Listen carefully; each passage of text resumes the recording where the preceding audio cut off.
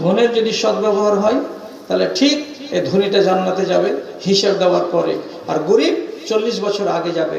তো রাসূলুল্লাহ ফকির হওয়া থেকে পানা চাইতে বললেন কেন? তো কেন মানে হলো এই, যদি আল্লাহ করে দেয় তো সবুর করুন, আর যদি আল্লাহ তাআলা করে দিয়েছে তারপরে সবুর না করেন তাহলে আবার অসুবিধা আছে। তার জন্য রাসূলুল্লাহ আপনাকে পানা চাইতে বলছেন যে আল্লাহ তুমি আমাকে ফকির করিও না। কেন ফকির করিও না, এই দোয়াটা আল্লাহর কাছে কেন চাইবো? এই জন্য চাইতে হবে যে ফকির হতে গেলে মানুষ অনেক সময় কাফের হয়ে যায়, মানে কাফেরের কাজ করে নিজের আখেরাত বিক্রি করে দেয়। গরিবই তাকে বাধ্য করে যে কুফরি কাজ করো। পেট চালাবার জন্য যখন রাস্তা পাবে না তখন কি করবে? কুফরি কাজ করতে বাধ্য হয়ে যাবে। আর কুফরি কাজ যদি করে দেয় তাহলে তার ঈমান চলে যাবে। তাহলে ঈমানটা নিল কে? এই দরিদ্রতা। এই জন্য তবে জীবন ধন্য হইবে নচেত অনলেখায়, জীবন দুয়ারে জম এসে খাড়ো আর এদিক ওদিক নয়। কালো কেশ যত সাদা হয়ে গেছে, চামড়া গিয়েছে ঝুলে, শক্ত জিনিস চিবাতে পারো না, সব দাঁত পড়েছে খুলে, সব দাঁত পড়েছে খুলে। দর্পণে এবার আল্লাহকে আঁকো, তুমি পরকালে পাবে জয়। জীবন দুয়ারে জম এসে খাড়ো আর এদিক ওদিক নয়। জোশ ছেড়ে দিয়ে হুশ দিয়ে করো, মনে অনুতাপ আর ভয়, মনে অনুতাপ আর ভয়।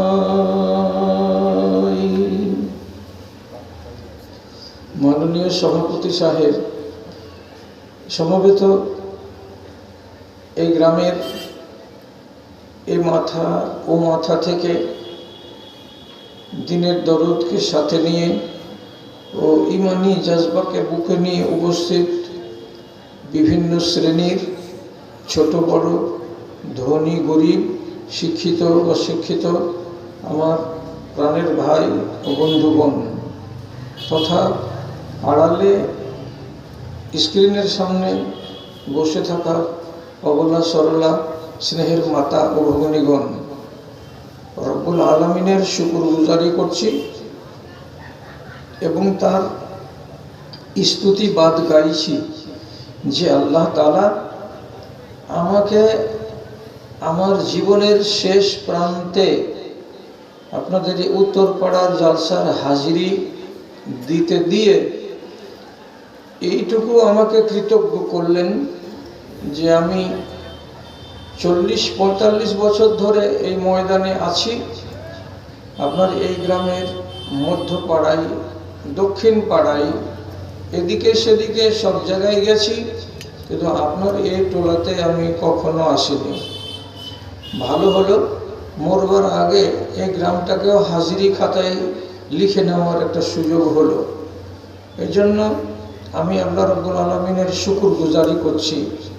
আপনারা এই অজুহাতে আল্লাহর একটুখানি শুকরিয়া আদায় করুন যে এই কনকনে শীতকে উপেক্ষা করে দুটো কথা শুনবেন বিভিন্ন আলেমের মুখ থেকে এবং নিজেকে শুধরাবেন, নিজেকে একটুখানি আখেরাতমুখী করে তুলবেন এবং দুর্বল ঈমানটাকে কিছুদিনের জন্য হলেও একটু সবল করে নিতে পারবেন। একটু মেজে ঘষে তাকে চাকচিক্য করে নেওয়ার একটা অবসর হাতে পেয়েছেন। রব্বুল আলামিন আপনাদের এইখানে আসাটা যেন কবুল করেন এবং এসেছেন, শুনছেন, এটাও যেন আপনাদের কল্যাণ বয়ে আনে। এই উদ্দেশ্যে আল্লাহ তাআলার কাছে আমরা একটুখানি নামাক হালালি করি মোহাব্বতের সাথে, যদি একবার বলতে পারি আলহামদুলিল্লাহ। তারপরে তার আখেরি রাসূল রাহমাতুল লিল আলামিন, বিপ্লবী জননেতা জানাবে মুহাম্মাদুর রাসূলুল্লাহ সাল্লাল্লাহু আলাইহি ওয়াসাল্লামের উপর শত সহস্র দরুদ ও সালাম বর্ষিত হোক। আল্লাহুম্মা সাল্লি আলাইহি আল্লাহুম্মা বারিক আলাইহি। বিরাদরান ইসলাম, আমি গোড়াতেই বলছি আপনাদেরকে যে আমার বয়স হচ্ছে 66 বছর। এই বয়সের মানুষ রং করবে, রস করবে, এটা শোভনীয় নয়। আর রং রসের ওয়াজ করে মানুষের ঈমানকে শুধরানো যায় না। ঈমানকে যদি শুধরাতে হয়, তার জন্য রব্বুল আলামিন কোরআন মাজিদে যেটা কথা বলেছেন সেটাই শেষ কথা। ওয়াইজা তুলিয়াত আলাইহিম আয়াতুহু জাদাতহুম ঈমানা। মানুষের সামনে যদি কোরআনের দুটো কথা, হাদিসের দুটো কথা শোনানো যায়, তাহলে মানুষের ঈমান একটু হলেও বৃদ্ধি পায়। তো আমি আপনার সামনে হাসি মজাক করে এবং এদিক সেদিকের কথা বলে সময় কাটাবো, আর আপনার কিছু উপকার করে দিতে পারবো না, এরকম খারাপ উদ্দেশ্য নিয়ে আসিনি। তাই আমার সারাটা জীবন কেটে গেল কোরআন ও হাদিসের আলোচনা করতে করতে। আজকেও আপনাদের সামনে যেটুকু আলোচনা করব সেটুকু হবে কোরআন হাদিসেরই আলোচনা। যদি আপনাকে এই জিনিসগুলো খুব একটা হৃদয়গ্রাহী মনে না হয়, কিছুক্ষণের জন্য আড়ালে থাকবেন। জোয়ান ছেলে ইমদাদুল হক রহমানি আছে, সে আমার পরে চলে আসবে। তাহলে ইনশাআল্লাহ যেটা আপনাদের চাহিদা, মনের খিদা, সেটা মিটে যাবে। তবে আমি আশা ভরসা পূর্ণ মাত্রায় রেখেছি যে আজও দুনিয়াতে কিছু লোক বেঁচে আছেন যারা কোরআন হাদিস শুনতে আগ্রহী। প্রথম কথা হলো এই, দোয়া মানুষের জীবনকে বদলে দেয়, এটা আপনাকে বিশ্বাস করতে হবে। দোয়া মানুষের জীবনকে বদল করে দিতে পারে, এ কথাটা বুকে একদম মজবুত করে নিতে হবে। যেটাকে বলছি দোয়া, সেটাকে বাংলাতে বলা হয় আবেদন। আবেদনের মানে এইরকম হাত পেতে চাওয়া অথবা হাতকে ফেলে দিয়ে মুখে মুখে চাওয়া। চাওয়াটাই হচ্ছে দোয়া। আরবি ভাষাতে দোয়া, বাংলা ভাষাতে চাওয়া। আমাকে চাইতে হবে, আপনাকেও চাইতে হবে। কেন চাইতে হবে?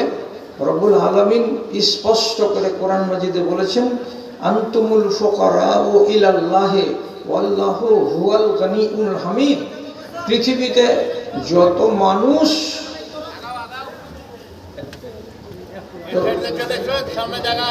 এদিকে কিছু লোক এদিক দিয়ে চলে আসেন না, কিছু লোক এদিক দিয়ে চলে আসেন, আর না হলে আপনারা একটু মন লাগিয়ে উঠতে হবে। কারিগলা খুলুন না জি ভাই, কারিগলা খুলুন না জি। আরে গোটা গোটা কাঁড়িকে ধর্ষণ নিবে, অত সুখ হবে জি। কাঁড়িটাকে খুলে দাও না, খুলে দিয়ে একটু ইয়ে করো, প্রসারিত করো। লোকগুলো বসতে পারছে না। এই যে ও ভাই, আপনারা বেশিরভাগই মানুষ কাঁড়িকে গোটা করে নিয়ে বসে আছেন। খোলা কাঁড়িতে বেশি আরাম হতো গো। এই যে ঢুকেন ওই জায়গাটাতে, ঢুকে যান। হ্যাঁ, মহিলা প্যান্ডেলের ওখানে কে কার খাড়া করে রেখেছো? ওই কারটা একটু সরালে ভালো হবে। মহিলাদের যাতায়াতের খুব অসুবিধা হচ্ছে, ওখানে জায়গা হচ্ছে না। ওই কারটা সরিয়ে নাও। মসজিদের সামনে যে কারটা আছে, ওই কারটা সরিয়ে নেন যার আছে। আর আপনারা একটু আগে আসেন না, যারা দাঁড়িয়ে আছেন আসেন, মানুষ কথা বলতে খুব সুবিধা হবে। আচ্ছা, ওই যে ফাঁকাটা হলো তো ঢুকেন না, যাদের ঢোকার ইচ্ছা আছে ঢুকে যান, ঢুকে যান। ইচ্ছা থাকলে উপায় হয়, মানুষ কথা বলে না। আপনার বসার যদি সদিচ্ছা থাকে তাহলে যেমন করেই হোক হয়ে যাবে একটা উপায়। হ্যাঁ, বসেন। এই তো হলো হলো হলো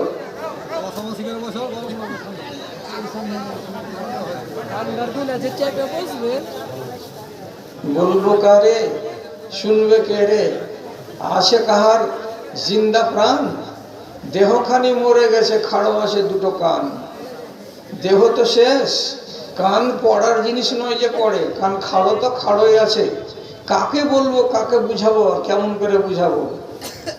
বেশি কথা বলতে গেলে লোকেরা বলছে কি যে বয়স বেশি হয়ে গেছে, 72-72 হয়ে যায়। অথচ আমি মুখ দিয়ে কোনো খারাপ কথা বলি না, যেটাই বলছি ঠিকঠাক কথা বলছি, এখনো পাগলা হয়নি দিমাগটা। তো ঠিক আছে, যারা যারা বসার বসে গেছেন, যারা যারা দাঁড়িয়ে থাকার অভ্যাস তারা দাঁড়িয়ে দাঁড়িয়ে শুনেন, যত তাড়াতাড়ি পারবেন তত তাড়াতাড়ি কেটে পড়বেন। হ্যাঁ, তো কি বললাম, পৃথিবীতে যত মানুষ আছে সমগ্র মানুষকে আল্লাহ রাব্বুল আলামিন সূরা ফাতিরে ডেকে বলছেন তোমরা সবাই আমার দরবারের ফকির। তো সবকে টেনে দিলেন আল্লাহ তাআলা ফকির বলে। তো যার ব্যাংকে 50 লাখ টাকা আছে ওর ভিতর গরম, আমাকে কে ফকির বলে? হ্যাঁ বলো তো, এতটি টাকার আমি মালিক। তো শুধু হাত পেটের জন্য বাড়াতে গেলে ফকির হয় না? ফকিরের কোয়ালিটি আছে। অভাব কি একরকমের মানুষের হয়? একরকমের অভাব হয় না মানুষের। আমি নাম নিব না জায়গা, উনি 1 কোটিপতির মাত্র 2টো সন্তান, একটা বেটি একটা বেটা। বেটাটা 22 বছর বয়সে অসুখ হলো, কলকাতাতে মেডিকেলে রিপোর্ট এলো একটা কিডনি শেষ, আর একটা কিডনি 40% আছে, 60% নাই। এও ধুক ধুক করছে, কবে চলে যাবে। একে ওষুধ পানি লিখে দিল, বাড়ি নিয়ে এলো। বলছে কি যে ডাক্তার দক্ষিণবঙ্গে নিয়ে গিয়ে যে ছেলেটাকে ওজন করে আপনাকে টাকা দিব, আমার ছেলেকে সুস্থ করে দেন, ছেলে আমার একটাই। ডাক্তারটা ছিল মুসলমান। ও তখন বলছে যে দুনিয়াতে যতগুলো ডাক্তার আছে এদেরকে টাকা দিয়ে যদি আপনি বরাবর করে দেন আপনার ছেলেকে বাঁচাতে পারবেন না। আপনি যদি ছেলেকে বাঁচাতে চান তো যিনি হচ্ছেন ডাক্তারের ডাক্তার তাকে বলেন গা, ওনার যদি জানে দয়া হয় তো আপনার ছেলেকে উনি বাঁচিয়ে দেবেন, তাছাড়া বাঁচাতে পারা যাবে না। ডাক্তারের ডাক্তারকে সারা পৃথিবীর যিনি মালিক তিনি হলেন আহকামুল হাকিমিন। বাড়ি এসে সব দরবারকে ছেড়ে দিয়ে, যে মানুষ জীবনে নামাজ পড়ে না, রাত্রি 12টা-1টার সময় গিয়ে মসজিদে 2 রাকাত নামাজ পড়ে ডুকরে কাঁদছে আর হাত তুলে, আর আল্লাহ তাআলাকে বলছে আল্লাহ একটাই ছেলে, মেয়েটা যদি অসুখ হয়ে চলে যেত তো এত কষ্ট পেতাম না, কিন্তু ছেলেটা যে মরে যাচ্ছে তো বংশে বাতি দেওয়ার কেউ থাকলো না, তুমি নাকি সবাইকে সবকিছু দাও, তো আমাকে আমার ছেলেটা দাও। আপনি নিজে বলুন, এইবার কোটি টাকার মালিক সে যদি রাতের বেলায় অন্ধকারে আল্লাহ তাআলার কাছে হাত পেতে চাই, এই অভাবী না অভাবী নয়? অভাবী কি একরকমের আছে? একটা কালো সাউলি মেয়ে ছেলে, বয়স 22 বছর হয়ে গেছে, ওর বয়সের সাদা ফর্সা মেয়ে ছেলে, 2টা বাচ্চার মা হয়ে গেছে। যখন ওকে দেখছে তখন আপনি ওর চোখে পানি ঝরে নেমে আসছে। কেন নামছে? এর বিয়ে হয়নি, ওর বিয়ে হয়ে গেছে, রংটা কালো বলে। কোন মৌলবি ওয়াজ করেছে যে রমজান মাসে দোয়া করলে কবুল হবে? কথা ভুল বলেনি, ঠিকই বলেছে। তো রমজান মাসে শেষ রাতের বেলায় ওযু করে বিভিন্ন নামাজ পড়ার পরে মুসল্লাতে বসে বসে আল্লাহ তাআলার কাছে কাঁদছে আর বলছে, পরবর্তীকার তুমি, আমি কালো, তো আমার জন্য একটা কালোই ব্যবস্থা করে দাও, অথচ আমার জন্য একটা কোনো স্বামী দাও, যাতে আমি আইবুড়ো হয়ে না মরি, আর আইবুড়ো হয়ে আমি বেঁচে না থাকি, মানুষের কথা আমাকে শুনতে না হয়। আল্লাহ রাব্বুল আলামিনের কাছে সে জোড়া চাইছে যে তুমি আমার একটা স্বামী দাও, যেখান থেকে পারো, যেমন করে পারো তুমি আমাকে দাও। তুমি যে দুনিয়ার লোককে দাও তো আমাকে কেন দিবে না? তাহলে এর হাত তুলে যে চাওয়া, এর অভাবটা কি আমার অভাবের মতো? ওর অভাব আলাদা। রব্বুল আলামিন তারও ব্যবস্থা করে দিলেন যে একটা পুরুষ স্ত্রী মরে যাওয়া লোক, সে তাকে বিয়ে করে নিয়ে গেল, 23 বছর এর বয়স, আর ওর বয়স হলো 45 থেকে 50 বছর, হোক 50 বছর, আমি ওরই ভাত খাবো। তো আল্লাহ তাআলা জোড়া লাগিয়ে দিলেন। অভাব মানুষের এক রকমের নয়, এই জন্য মানুষের এমনি করে হাত পেতে আল্লাহ তাআলার কাছে চাওয়া এক রকমের নেই, রকমারি আছে। 17 বছর ধরে হযরতে আইয়ুব আলাইহিস সালাতু ওয়াস সালাম অসুখ অবস্থায় পড়ে থাকলেন। 1 মাস নয়, 1 দিন নয়, 1 বছর নয়, 17 বছর, এত লম্বা টানা সময় এইভাবে পড়ে থেকে শেষকালে আল্লাহ রাব্বুল আলামিনের কাছে দোয়া করলেন, রব্বি আন্নী মাসানি ইয়াসুর ওয়া আনতা আরহামুর রাহিমিন। এই পরওয়ারদিগার, সোনা আসমান থেকে পড়ছিল কিসের আকারে? তো টিড্ডির আকারে, পঙ্গপালের আকারে। আসমান থেকে চাঁদির টিড্ডি পড়ছিল, মানে পঙ্গপাল পড়ছিল। বৃষ্টির সাথে সাথে তিনি পুড়াতে গেলেন। যখন ওই সোনার টিড্ডিগুলোকে পুড়াতে লাগলেন, আল্লাহ রাব্বুল আলামিন নারাজ হয়ে যে বলছেন, এ আইয়ুব, তোমাকে আমি নবী করে পাঠিয়েছি, তুমি কেন এত লোভী হলে? তুমি কেন ওই টিড্ডিগুলোকে পোড়াতে গেলে? সোনার প্রতি তোমার এত লোভ কিসের জন্য হলো? আল্লাহ রাখলেন, অসুখ দিয়ে দিলেন, অসুখ দিলেন। এবার 17 বছর অসুখ ভোগ করার পরে আল্লাহ তাআলাকে কি বলছেন? সোনার আর শখ নাই, চাঁদির আর শখ নাই, সম্পত্তির আর শখ নাই, জমি বেড়ে যাক তার আমার শখ নাই। আমি শুধু একটা আমার ইরাদা, রব্বুল আলামিন তুমি আমার শরীরটাকে ঠিক করে দাও। দিয়ে দোয়া করে বলছেন, রব্বে আন্নি মাসানি আযযুররু ওয়া আনতা আরহামুর রাহিমিন। আয় আল্লাহ, আমাকে যে মুসিবত লেগেছে, এই মুসিবত থেকে যদি মুক্তি দিতে পারো তো তুমি একমাত্র আল্লাহ, তুমি আমাকে মুক্তি দান করো। রব্বুল আলামিন বললেন, তোমারও অভাব তো আলাদা, দুনিয়ার লোকের অভাব থেকে তোমার অভাব আলাদা। তুমি যখন আমার কাছে হাত পাচ্ছ, তো আমার কাজ হলো দেওয়া, আর বান্দার কাজ হলো চাওয়া। তো ঠিক আছে, আমি তোমাকে দিচ্ছি। রব্বুল আলামিন ওকে ওহী করে বলছেন, এই যে তোমার পায়ের পাশে 4 হাত দূরে এই যে একটা খাল, এই যে তোমার পায়ের কাছেই খালটা তৈরি হলো, এই খালে যে পানিটুকু উঠছে, এতে গোসল করো, তুমি ভালো হয়ে যাবে। কোরআনে আল্লাহ তাআলা বলছেন, হাযা মুগতাসালুন বারিদুন, এই ঠান্ডা পানিতে গোসল করো, তোমার শরীরের ব্যাধি সব দূর হয়ে যাবে। রব্বুল আলামিনের কাছে তিনি তার মতো করে চাইলেন। তো আল্লাহ তাআলা বলছেন, পৃথিবীর মানুষ তোমরা যত আছো সবাই আমার দরবারের ভিখারি, তোমরা আমার দরবারের সবাই হলো মুহতাজ। যার যেটা অভাব আছে সে সেটা অভাব আমার কাছে ব্যক্ত করো, আমি তোমার অভাব দূর করে দেব।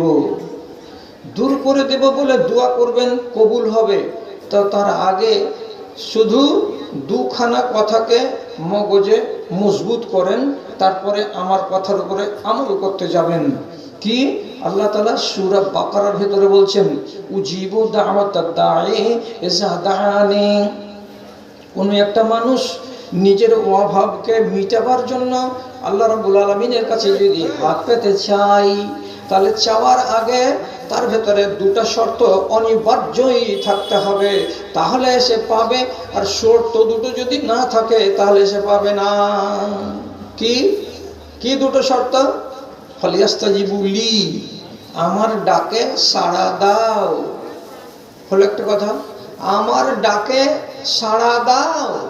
ওয়ালিউমিনু বি, আর আমার উপরে ভরসা রাখো, ঈমান রাখো, আমি দেব, আমি ছাড়া কেউ দেবে না।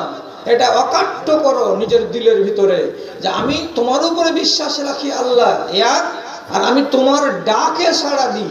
আল্লাহ তাআলা ডেকেছেন যেটা, সে ডাকটা আপনাকে মেনে নিতে হবে। তো আল্লাহ তাআলা কি ডেকেছেন আপনাকে? একবার ডেকেছেন নামাজের জন্য, নামাজ ধরতে হবে, তারপরে ঈমান রাখতে হবে, দোয়া করুন, কবুল হবে। আল্লাহ তাআলা ডেকেছেন আরেক জায়গাতে, নেশা ছেড়ে দাও, দেওয়ার পরে তুমি মুসলমান হয়ে বাঁচো। আল্লাহকে ডাকেন, আল্লাহ ডাকে সাড়া দেবেন। আরেক জায়গাতে রব্বুল আলামিন বলেছেন, কাবায়েরুল ইসম, যেগুলো কাবিরা গুনাহ, যেমন মা বাপকে ভাত না দেওয়া, যেমন বেটির জমিকে হজম করে দেওয়া, যেমন কোনো লোকের কাছে টাকা ধার নেওয়ার পরে টাকাকে হজম করে নেওয়া, এই যে কাবিরা গুনাহগুলো আছে, কাবিরা গুনাহ থেকে নিজেকে বাঁচিয়ে রাখবেন এবং আল্লাহর প্রতি ভরসা রাখবেন। তাহলে আল্লাহর ডাকে সাড়া দেওয়া হলো আর ঈমান মজবুত করা হলো। আপনি আল্লাহকে ডাকুন, আল্লাহ তাআলা কথা শুনবেন। এটা হলো এক। 2 নম্বর কথাটা কি? খেয়াল করুন, এদিকে খেয়াল করুন, আমার দিকে। ডাকার আগে আপনার ডাক কবুল হবে, তার জন্য শর্ত হলো এখানে একটা। আর আরেকটা বলছি, সেটা হলো এই, আপনি যেই পোশাকটা পরে আল্লাহ তাআলাকে ডাকবেন, সেই ডাকার কালে এই পোশাক যদি হারাম টাকার থাকে, তাহলে এই হারাম টাকার জামা, গেঞ্জি, পায়জামা পরে আপনি আল্লাহকে ডাকবেন, কবুল হবে না। যদি হারাম রুজি খেয়ে পেট শান্ত করে মসজিদে গিয়ে আল্লাহ তাআলাকে ডাকেন, আল্লাহ রাব্বুল আলামিন আপনার ডাকে সাড়া দেবেন না। তাহলে আপনার রুজি হতে হবে হালাল, আর আপনার পরনের কাপড়গুলো হতে হবে হালাল টাকার। এই 2টো জিনিস এখানে আর ওইখানে বললাম দুটো জিনিস, চারখানা জিনিসকে নিজের ভেতরে মজবুত করুন, আর করার পরে আল্লাহ রাব্বুল আলামিনকে ডাকুন। আপনার ডাকে আল্লাহ তাআলা সাড়া দেবেন, পরিষ্কার বলছি সাড়া দেবেন। আপনি বলবেন যে দোয়া করে কত লোক দোয়া কবুল করাতে পেরেছে, এগুলো তো আমাদের নজির জানা নেই। জানা নেই তো চট করে একটা কথা বলি, ৭৯ বছর বয়স হয়ে গেছে নবী ইব্রাহিমের, তখনও উনি ছেলের মুখ দেখেননি। স্ত্রীর বয়স ৪ বছর কম, তিনি বন্ধা। তাহলে ৭৯ বছর বয়সে কোনো মানুষের কোনো স্ত্রীর কি বাচ্চা আর হয় না? সেই বয়সে হযরত ইব্রাহিম আল্লাহ তাআলার কাছে দোয়া করে বলছেন, রব্বে হাবলি মিনাস সালিহিন, আল্লাহ একটা আমাকে ছেলে দান করো। আল্লাহ তাআলার কাছে যখন ছেলে চাইলেন, কোরআনে রব্বুল আলামিন বলছেন ফাবাশশারনাহু বিগুলামিন হালিম, আমি তাকে একটা সুন্দর ছেলে দান করলাম, ছেলেটার নাম ইসমাঈল। কবুল দোয়া করলেন আল্লাহর কাছে, আল্লাহ আমাকে ছেলে দাও, আল্লাহ ছেলে দিলেন, তার নাম হলো ইসমাঈল। তাহলে ইব্রাহিম নবীর পোশাক পাক ছিল, পেটের রুজি পাক ছিল, আল্লাহর উপরে ভরসা একান্ত ছিল, আল্লাহর উপরে ঈমান পূর্ণ মাত্রায় ছিল। দোয়া করলেন, কবুল হয়ে গেল। ইব্রাহিম নবী খানা কাবা তৈরি করার পর আল্লাহ বললেন মানুষকে ডাকো হজ করার জন্য। তো উনি বলছেন যে আমি এখান থেকে আওয়াজ দিব, কতদূর যাবে আওয়াজটা? আমি যদি উত্তর দিকে মুখ করে এই করে ডাকি লোককে, তো বালুয়াঘাট পর্যন্ত আওয়াজটা যাবে কি? যাবে না। তা আমি এরকম করে ডাকবো কেন? রব্বুল আলামিন বললেন তোমার কাজ হলো ডাকা, আমার কাজ হলো আওয়াজটাকে পৌঁছে দেওয়া। আমি পৌঁছাবো, এটা দায়িত্ব আমার, তুমি আওয়াজ দাও। তখন ইব্রাহিম নবী সাফা পাহাড়ের কিনারাতে গিয়ে খাড়া হলেন, দেওয়ার পরে সারা দুনিয়ার মানুষের দিকে এমনি করে মুখ উঠিয়ে বললেন, ও দুনিয়ার মানুষেরা, তোমরা কাবার কাছে এসো হজ করার জন্য। এই ডাক সেদিন যারা বর্তমান ছিল দুনিয়াতে তারাও শুনেছিল, যারা মায়ের পেটে ছিল তারাও শুনেছিল, যারা রুহের জগতে ছিল তারাও শুনেছিল। কারা কারা? যার নসিবে হজ লেখা আছে তারা। সে যেমন করেই হোক, যত টাকাই খরচ হোক না কেন, ও যাবে খানা কাবার হজ করতে। আর যে ডাক শুনতে পায়নি সেই দিন, মায়ের পেটে হোক অথবা রুহের জগতে হোক, ওর যদি 1 লাখ টাকা 10 লাখ টাকা নয়, ওর কাছে যদি কোটি টাকাও থাকে, তো হজ করতে যেতে পারবে না। কেন পারবে না? ইব্রাহিম নবী যেদিন ডেকেছিলেন সেই ডাক তার কানে আসেনি। তাহলে তিনি দোয়া করেছিলেন যে আল্লাহ প্রত্যন্ত এলাকা থেকে আসবে মানুষ, এমন করে তুমি এখানে মানুষ এনে দাও। তো কোন কোন দেশ থেকে মানুষ যায়? ভারত থেকে যদি আপনি পূর্ব দিকে তাকান, এইদিকে উত্তর পূর্ব কোণে, তো দেশটার নাম হলো জাপান। এখান থেকে যেতে গেলে 11 ঘন্টা লাগবে এরোপ্লেনে। ওখানকার লোক চলে যাচ্ছে মক্কাতে হজ করতে। যদি মক্কা থেকে দক্ষিণ দিকে একটা শহর আছে কেপ টাউন, দক্ষিণ আমেরিকায়, ওখানে যেতে গেলে মোটামুটি 14 ঘন্টা টাইম লাগবে এরোপ্লেনকে। ওখান থেকে কালো নিগ্রোরা হাজার হাজার এসে হজ করছে। আপনি মনে ভাবছেন যে শুধু ভারতের লোক আমরা যাচ্ছি। কানাডা, উত্তর আমেরিকার একটি দেশ, সেখান থেকে মানুষেরা আসছে 100 জন 150 জন করে। কতটা টাইম লাগে? তো জেদ্দা এয়ারপোর্ট থেকে কানাডার এয়ারপোর্টে নামতে গেলে 18 থেকে 19 ঘন্টা টাকার টাইম লাগবে এরোপ্লেনে। অত দূর থেকে লোক আসছে। ইব্রাহিম নবী বলেছিলেন মিন আলা কুল্লি জামিরিন মিন কুল্লি ফাজ্জিন আমিক, দূর দূরান্ত থেকে হজে আসবে। তা আল্লাহ তুমি এনে দাও এই লোকগুলোকে। দেখেন, তাহলে উনার দোয়া উনার মতো করে চাইলেন, আল্লাহ তাআলা কবুল করে নিলেন। নবী মুসা বলছেন ছোটকালে আমার জিভ পুড়ে গেছিল, আমার জবানটা তোতলা, আমি ঠিক করে বলতে পারবো কিনা লোককে। তখন আল্লাহ তাআলা ওকে দোয়া শিখিয়ে দিলেন, এই দোয়াটা বলো, তোমার জবানের আড় দূরে হয়ে যাবে। ওই জন্য তিনি আল্লাহ তাআলার কাছে দোয়া করে বলছেন রব্বিশ শরহ লি সাদরি ওয়া ইয়াসসির লি আমরি ওয়াহলুল উকদাতাম মিন লিসানি ইয়াফকাহু কওলি। আল্লাহ তুমি আমার অন্তরকে খুলে দাও, আমার জবানের আড়টাকে দূরীভূত করে দাও, যাতে করে মানুষেরা আমার কথাগুলোকে সুন্দর করে বুঝতে পারে। বড় হলেন, জবানের আড় দূরে হয়ে গেল। তাহলে তিনি তিনার মতো করে চাইলেন, তার প্রয়োজন রব্বুল আলামিন মিটিয়ে দিলেন। আপনি আর কি চাইছেন? কোনগুলো লোকের কথা শুনতে চাইছেন যে কবুল হলো না? হযরতে উমর রাদিয়াল্লাহু তাআলা আনহু, উনি মরবার 1-1.5 মাস আগে হজ টজ করে এলেন, আর আসার পরে নতুন একটা দোয়া শুরু করলেন বলতে। রাতার দিন কি রাতার দিন দোয়া করছেন? আল্লাহুম্মা রযুকনি শাহাদাতান ফি সাবিলিকা ওয়াজআল কবরি ফি বালাদি নাবিয়্যিকা। আয় আল্লাহ, তুমি আমাকে শহীদের মরণ দাও এবং তোমার নবীর মসজিদের কাছে আমার কবর দাও। আমি মদিনাতে মরবো, এখানে কবর হোক এবং আমাকে শহীদ করে মারো, এটা আমি মন থেকে চাই।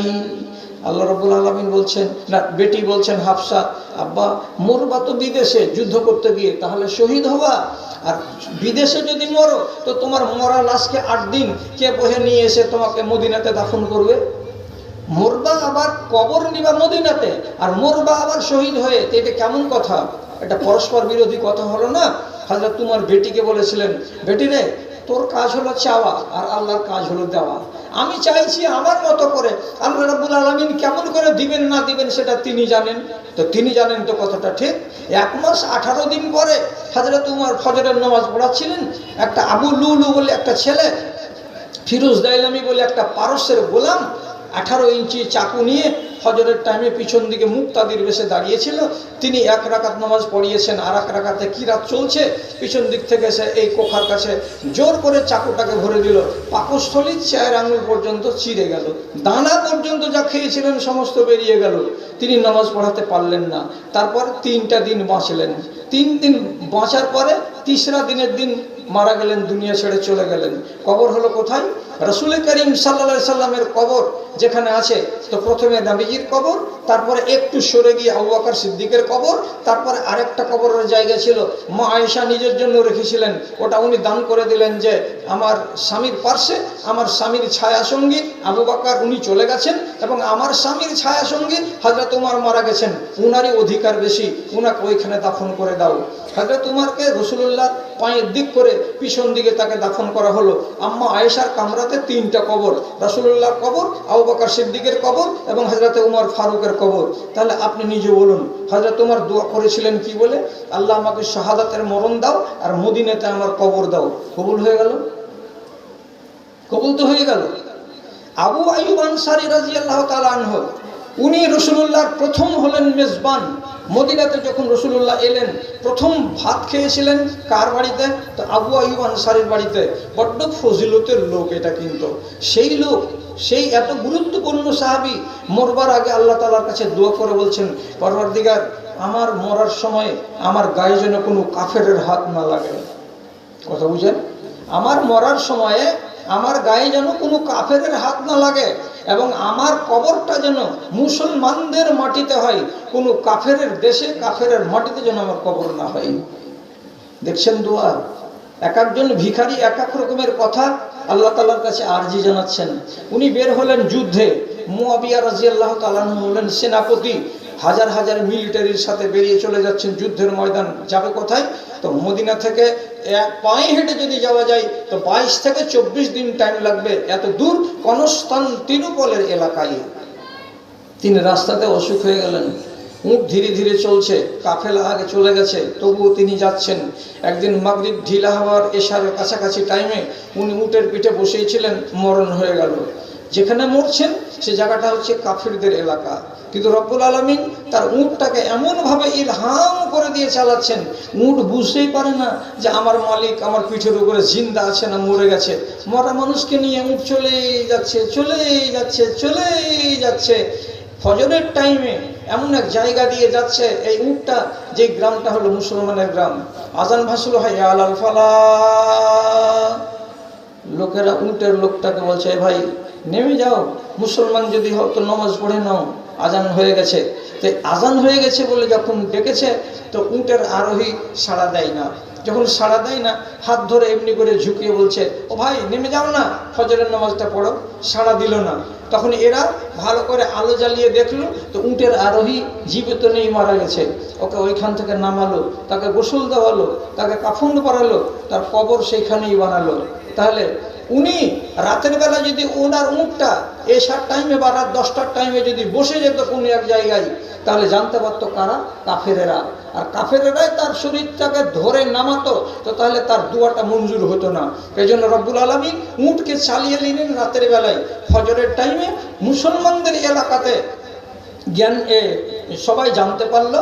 আর ওই টাইমে তাকে নামিয়ে মুসলমানেরা ছুঁয়ে আর মুসলমানেরা কাফন পরিয়ে মুসলমানদের দেশে তার সময় দাফন কাফন করা হলো। তাহলে এটা এমন একটা মানুষ, তিনি দোয়া করছেন তো তার দোয়া কবুল হয়ে যাচ্ছে। তাহলে কোন মানুষের দোয়া কবুল হয় না?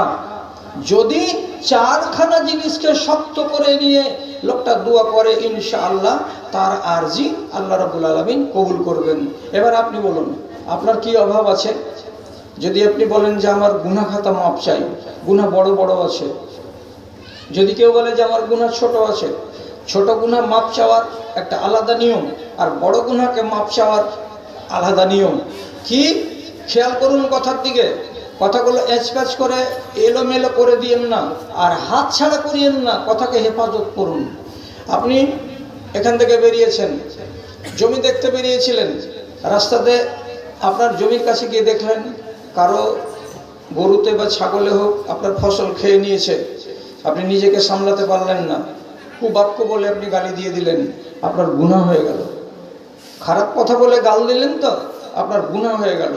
এই গুনাহটা যদি আপনি মনে মনে চান যে গুনাহকে খাতাতে আমি রাখবো না, আমার খাতাকে আমি পাক সাফ রাখবো, তাহলে ভালো করে মাথাতে কথাটা রাখুন, যে কোনো বড় গুনাহ হোক, যে কোনো ছোট গুনাহ হোক না কেন, আপনি যদি টাটকা টাটকা মাপ করাতে চান, উপায় আছে।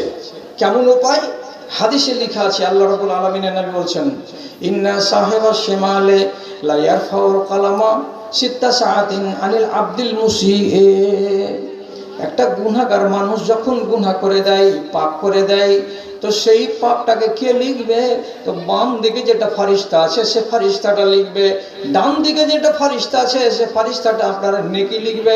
এ জীবনে কোনোদিন পাপ লিখবে না। আর বামের ফারিস্তাটা শুধু পাপ লিখবে, এ জীবনে কোনোদিন নেকি লিখবে না। তফাৎটা কি?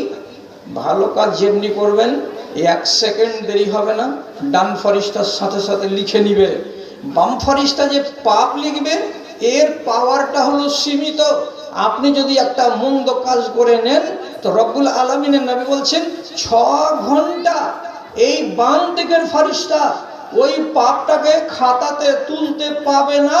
তার আইন নাই যে তুমি খাতাতে লিখে দাও সাথে সাথে। 6 ঘন্টা ধরে তোমাকে অপেক্ষা করতে হবে। ধরে থাকো কলম। লোকটা কোথাকার? যে বাহির খাপের। কি কাজ করেছে? একটা মন্দ কাজ করেছে, নাম নেওয়া যাবে না। তাহলে এই লোকটা যে পাপটা করে দিয়েছে, তুমি ওর খাতাতে লিখে দিবা, বলি হ্যাঁ আমি এই জন্য নিযুক্ত হয়েছি। রব্বুল আলামিন তাকে বলে দিয়েছেন 6 ঘন্টা খবরদার আমার বান্দার পাপকে লিখবি না তার খাতায়। এবার আপনি করেছেন 9টার সময় পাপ, তাহলে এই পাপটাকে জিয়ে রাখবে, হাতে করে ধরে নিয়ে রাখবে কটা পর্যন্ত? 9 থেকে শুরু করে 10, 11, 12, 1, 2, 3, 4 পর্যন্ত, 4টা পর্যন্ত তাকে ধরে রাখতে হবে। যদি 5 ঘন্টা 59 মিনিটে গিয়ে বান্দাটা তার পাপটাকে স্মরণ করে আর সাথে সাথে সে যদি বলে আস্তাগফিরুল্লাহ আস্তাগফিরুল্লাহ রাব্বি মিন কুল্লি যামবিন ওয়া আতুবু ইলাইহি, শুধু যদি মুখ দিয়ে বলে, যারা ছোট করে বলবে তারা বলবে আস্তাগফিরুল্লাহ, আর যারা একটু ফেন্সি করে বলবে তারা বলবে কি আস্তাগফিরুল্লাহ রাব্বি মিন কুল্লি যামবিন ওয়া আতুবু ইলাইহি। এইটুকু যদি বলে, নিয়াত করে কোনটা? আর বেলা 9টার সময় যেটা পাপ করেছি সেইটা, এই নিয়তে যদি সে দোয়াটা করে দেয় আর ইস্তেগফার করে দেয়, তো নবীজি কি বলছেন? আলকাহু বিনিয়াদিহি, ও যে ধরেছিল পাপটাকে, সে পাপটাকে আর নিজের হাতে ধরে রাখবে না, হাত থেকে ছেড়ে দেবে, জমিনে দপ করে পড়ে যাবে। কলমটা খোলা ছিল লেখার জন্য, কলমটাকে বন্ধ করে দেওয়া হবে। কলম দিয়ে আর আপনার পাপ লেখা হলো না। কেন হলো না? 6 ঘন্টা রব্বুল আলামিন সময় দিয়েছিলেন, আপনি 6 ঘন্টার মধ্যে মধ্যে ইস্তেগফার করে নিয়েছেন, ক্ষমা চেয়ে নিয়েছেন। আল্লাহ রাব্বুল আলামিন বলছেন বান্দার কাজ হলো পাপ করা, আর আমার কাজ হলো মাফ করা। রব্বুল আলামিন কোরআনে 10 বার বলছেন গফুরুর রহিম, ইন্নাল্লাহু ওয়াল গফফারু যুল কুওয়াতিল মতিন। কোনো জায়গায় বলছেন নিজেকে গাফুর, কোনো জায়গায় নিজেকে বলছেন গাফফার। এর মানে হলো অধিক অধিক ক্ষমা দেওয়া, অধিক অধিক মার্জনা দেওয়া। তাহলে আল্লাহ বেশি বেশি করে মাপ দিবেন। আর বান্দার চরিত্র কি? আল্লাহ রাব্বুল আলামিন বলছেন কুল্লু বানি আদমা খাত্তাউন। দুনিয়াতে যত আদমের বেটা আছে আর যত আদমের বেটি আছে এরা সবাই গুনাহগার, এরা সবাই গুনাহগার। এরা কখনো বড় করে, কখনো ছোট করে, কখনো মেজো করে, কখনো সেজো করে। আল্লাহর বান্দারা আর বান্দিরা সবাই রব্বুল আলামিন নাই বলছেন এরা হলো সবাই গুনাহগার। কিন্তু সব থেকে ভালো গুনাহগার কোনটা? গুনাহ করার পরে পরেই আল্লাহ রাব্বুল আলামিনকে বলে আল্লাহ তুমি আমাকে মাফ করে দাও। কি বুঝা গেল? কথাটা তো ছোট্ট, কালকে চা খেতে খেতে মনে থাকবে। আপনাদের গাঁর এই মাথাতে তো একটা ত্রিমোহনী আছে, ত্রিমোহনীতে তো চায়ের দোকান আছে। কি ডায়লগটা দিয়েছি আপনাকে? আল্লাহর কাজ হলো মাফ করা, বান্দার কাজ হলো পাপ করা। আপনি পাপ করবেনই করবেন, আর আল্লাহ রাব্বুল আলামিন বলছেন মাপ চাইলে আমি মাপ দেবই দেব। দুইজনের দুইটা বৈশিষ্ট্য, দুইজনের দুইটা স্বভাব। ভালো করে বুঝুন। মুসলিম শরীফে একটা হাদিস আছে, হাদিসটা আপনাকে শুনতে খারাপ লাগবে না, ইনশাআল্লাহ ভালো লাগবে। এক সাহাবী খেজুরের বাগানে কাজ করছিল। ঠিক সেই জায়গা দিয়ে এক মহিলা হেঁটে যাচ্ছে। হেঁটে যাওয়ার কালে এই সাহাবী তাকে পরামর্শ দিয়ে বলছে, ও বাবা, এত দূর দিয়ে ঘুরে ঘুরে না গিয়ে এই যে দেখো এই বেড়ি রাস্তাটা আছে না, এই রাস্তাটা দিয়ে চলে যাও, তোমার রাস্তাটা ছোট হবে। মহিলা তার কথা শুনে এই খেজুরের বাগানের মধ্য দিয়ে যেটা রাস্তা, সে রাস্তাটাকে ধরে নিল। এর হাতে ছিল কোদাল, গায়েতেই শাবল, খেজুরের গাছের গোড়াগুলোকে আলগে আলগে দিচ্ছে, কাজ করছে। এর গোড়া দিয়ে যখন চলে যাচ্ছে ওই মহিলা, তখন এটা তো মানুষ, এটা তো ফেরেশতা নয়। খবরদার খারাপ কথা মনে বলবেন না, মনে মনে কোনো সাহাবী সম্পর্কে বলবেন না, এরাও মানুষ ছিলেন। কাজে মানুষের দ্বারাই ভুল হবে, এটা নবীজি আগেই বলেছেন। তো তিনি নিজে কি বলছেন, যখন ওই মহিলা আমার পাশ দিয়ে গত হয়ে যাচ্ছিল তখন আমি নিজেকে সামলাতে পারলাম না। সহিহ হাদিসে লেখা আছে ফাল্লাজামতুহা ওয়া কাব্বালতুহা গায়রা আন্নী লাম উজামিউহা। আমি ওই মহিলাকে তার অজ্ঞাতে, তাকে না জানিয়ে আমি জোর করে গিয়ে জাপটিয়ে ধরে নিলাম এবং তাকে চুমু খেলাম এবং তার শরীরে আমি হাত লাগালাম, তাকে ছুঁয়ে ছুঁয়ে আমি দেখলাম। তবে আমি ওই মহিলার সঙ্গে বদফেলিটা করিনি, তার মানে সহবাসটাকে আমি বাদ রেখেছি। সহবাসটাকে বাদ দিয়ে তাকে জাপটিয়ে ধরেছি এক, এবং তার গায়ে হাত দিয়েছি আর এক, এবং তাকে চুমু খেয়েছি আর এক। 3 রকমের অপরাধ আমি তার সাথে করেছি। তখন বুঝতে পারলাম না কেন হলো এটা। চলে গেল মহিলা, কাউরি কাছে আপত্তি করেনি। আমি নিজের কোদাল চালাতে আর পারলাম না, কোদালটাকে ফেলে দিলাম, দিয়ে চলে এলাম হাঁটতে হাঁটতে রসুলুল্লাহর মসজিদে আসলাম। তখন মোটামুটি 12টার কাছাকাছি। মুখ হাত ধুয়ে টুয়ে মসজিদে ঢুকলাম, আজান পড়লো, নামাজ হলো। রাসূলুল্লাহর পিছন দিকে দাঁড়িয়ে মুক্তাদি হয়ে নামাজ আদায় করলাম। নামাজ আদায় করার পর নবীজির কাছে গিয়ে সরাসরি এই ভাষাতে বললাম, ইন্নী ফাআলতু কাযা ওয়া কাযা ফাফআল বি মা শি'তা ইয়া রাসূলুল্লাহ। হে আল্লাহ পাকের রসুল, আমার দ্বারাই এই ভুলগুলো হয়েছে, আমি নিজে স্বীকার করছি। আপনি যেটা সাজা আমার জন্য নিযুক্ত করে দেবেন সেই সাজাটা আমি ঘাড় পেতে নিতে রাজি আছি। রসুল, আপনি আমাকে পাক করুন, আমি গুনাহগার, আমার গুনাহ যেন আমার ঘাড়ে আর না থাকে সে ব্যবস্থাটা আপনি আমার করে দিন। রাসূলুল্লাহ বলছেন, মায়েরা আপনারা কিভাবে বসে আছেন? উত্তর দক্ষিণ ভাবে না পূর্ব পশ্চিম ভাবে ওনারা বসে আছেন? মেয়ে ছেলে পূর্ব পশ্চিম ভাবে। তো আপনাদের পিছনের দিকে অনেকগুলো মা খালা, ওনারা জায়গা পাচ্ছেন না। তো একটা কথা বুঝতো খালা, বাহির খাবের উত্তর পাড়ার খালাটিকে বলছি, ফরজ নামাজ যেই জায়গাটাতে পড়তে হয়, সুন্নাত নামাজ একটুখানি সরে পড়তে হয়। কেন? 2খান জায়গা সাক্ষী হবে। বেটা ছেলেরা ফরজ নামাজ যেখানে পড়ে সুন্নাত ওইখানে পড়ে না, একটু হোটা পড়ে না ভাই? একটু হোটা পড়ে। তো মেয়ে ছেলে তোমরা এটা বুঝতে পারছো, যদি সরে যেয়ে পড়ো তো তাহলে তোমার দুইখানা জায়গা কি হবে, তোমার জন্য সাক্ষী হবে। তো তুমি যেই জায়গাটাতে বসে আছো খালা আমার, তুমি ওই জায়গাটা থেকে একটা সিট এগিয়ে যাও, যাতে তোমার জায়গাটাতে আর একটা মেয়ে ছেলে বসতে পারে। এইভাবে তোমরা যদি সবাই মিলে একটু দয়া করো, পিছন দিকের মহিলারা বসার সুযোগ পেয়ে যাবে, তুমি একটা নেকি করতে পাবা, আর জায়গাটা তোমার সাক্ষী হবে। ভালো কাজ করার যদি উদ্দেশ্য থাকে তো এক্ষুনি করে দেখাও। এর থেকে বেশি বলা যাবে না, এর থেকে বেশি আর বলা যাবে না। হ্যাঁ, কি হচ্ছিল কথাটা, তো রাসূলুল্লাহ বললেন কি কি করেছো কাজ, বলছে এই এই কাজ করেছি। তখন নবীজি বলছেন কটার সময়, ওই যে তো বেলা 10টার সময়, 10:30টার সময় করেছি। রাসূলুল্লাহ অঙ্ক করে নিলেন। কি অঙ্ক, তুমি বেলা 10টার সময় পাপটা করেছো, এখন ঘড়িতে বাজছে কতটি, 12:30 থেকে 1:45, এতে তোমার পাপ করা 3 ঘন্টা এখনো সম্পূর্ণ হয়নি। তো তুমি এইবার বলো আমার পিছন দিকে তুমি নামাজ পড়েছ? বলে জি, আপনার পিছন দিকে আমি নামাজ পড়লাম। তখন নবীজি খুব খুশি হয়ে লোকটাকে বলছে, বাবা বাবা তোমার সদিচ্ছাকে দেখে আমার মন জুড়িয়ে গেল, আমি তোমাকে সুন্দর কথা বলছি, এর থেকে ভালো কথা আর হয় না। কি, ইন্নাল হাসানাত ইউযহিবুনাস সাইয়্যাত। একটা মানুষ যদি পাপ করে আর পাপ করার পরে যদি নিয়তে জাগ্রত রাখে সেই কথাটা, আর সেটাকে জাগ্রত রেখে আর একটা যদি নেকির কাজ করে দেয়, একটা ভালো যদি পুণ্যের কাজ করে দেয়, তাহলে এই পুণ্যের কাজটা আধা ঘন্টা আগে 1 ঘন্টা আগে যেটা পাপ করেছিল সেটাকে চাপা দিয়ে দেবে, ওই পাপটা তার পাপ হয়ে আর রবে না। তুমি যে নামাজ পড়লে, তো তুমি কি খেয়াল করেছ 4 রাকাত নামাজে তুমি আল্লাহকে বলেছো যে আল্লাহ তুমি আমাকে মাপ দাও, কয়বার বলেছো, খেয়াল করেছো তুমি? বলছে না। আচ্ছা, আপনি খেয়াল করেছেন? কেউ এমনি এমনি করে হাত তুলে আমাকে এক্ষুনি টাটকা টাটকা জবাব দেন তো, যে আপনি 4 রাকাত নামাজে আরবিতে বলেছেন আল্লাহ তুমি আমাকে মাপ দাও, কয়বার বলেছেন? কেউ খেয়াল করেন না। যেহেতু আপনারা আরবিটা বুঝতে পারেন না, বাংলাতে বলবো, আর বাংলাতে খেয়াল করবেন, তাহলে বলতে পারবেন যে আল্লাহ তুমি আমাকে মাপ দাও আমি কয়বার বললাম 4 রাকাত নামাজে। ছোট ছোট কথা মানুষ হিসাব করে না, ভালো করে বুঝেন। আল্লাহ তুমি আমাকে মাপ দাও এর আরবি হলো আল্লাহুম্মা মাগফিরলি।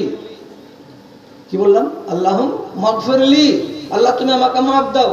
তো নামাজের ভিতরে আপনি আল্লাহ তাআলাকে 4 রাকাত নামাজে 5 বার বললেন আল্লাহ তুমি আমাকে মাপ দাও। কখন কখন 5 বার বললেন, আওয়াজ করতে হবে কিন্তু বসে থাকলে হবে না। প্রথম সেজদা দিলেন, ইমাম সাহেব যেমনি বলছে আল্লাহু আকবার, উঠে এইরকম হাঁটুতে হাত দিয়ে সোজা হলেন। তো পহিলা সিজদা থেকে উঠেই আপনাকে কোন দোয়া করতে হবে? আল্লাহুম্মা মাগফিরলি ওয়ারহামনি ওয়াহদিনি ওয়াফিনি ওয়ারজুকনি। এখানে প্রথম শব্দটা কি? আল্লাহুম্মা মাগফিরলি, আল্লাহ তুমি আমাকে মাপ দাও। তাহলে 4 রাকাতে কয়বার বলা হবে? 4 বার। 4 রাকাতে 4 বার আপনি আল্লাহকে বললেন আল্লাহ আমাকে মাপ দাও। 5 বার কেন হলো? শেষ তাশাহুদে বসে আত্তাহিয়াত, তারপরে দরুদ, তারপরে আরেকটা দুআয়ে মাসুরা। তো দুআয়ে মাসুরাটা বলছে এবার আল্লাহুম্মা ইন্নী যালামতু নাফসি যুলমান কাসীরান ওয়া লা ইয়াগফিরুয যুনুবা ইল্লা আনতা। তারপরে গুনগুন করেন, তারপরে ফাগফিরলি মাগফিরাতাম মিন ইনদিকা ওয়ারহামনি ইন্নাকা আনতাল গাফুরুর রহিম। ফাগফিরলি এর মানে কি? আল্লাহ তুমি আমাকে মাফ দাও।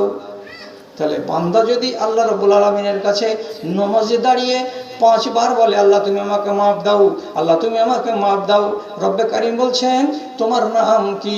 তুমি তো হলে গুনাহগার, তুমি তো পাপ করে করে জীবন কাটালে, আর আমার নাম হলো গাফুর, আমার নাম রাহিম, আমি মাফ করে করে তোমাদেরকে আমি জিন্দেগি ভর বকশিশ করতে থাকলাম।